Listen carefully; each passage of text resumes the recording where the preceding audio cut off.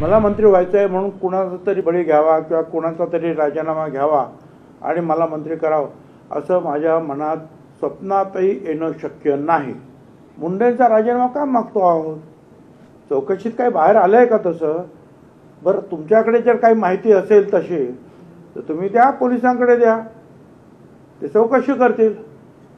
परंतु असं जर जोपर्यंत कन्फर्म्ड होत नाही की त्यांचा हात त्याच्यामध्ये कुठेही आहे तोपर्यंत का राजीनामा त्यांनी द्यावा किंवा मागावा तरी आपण?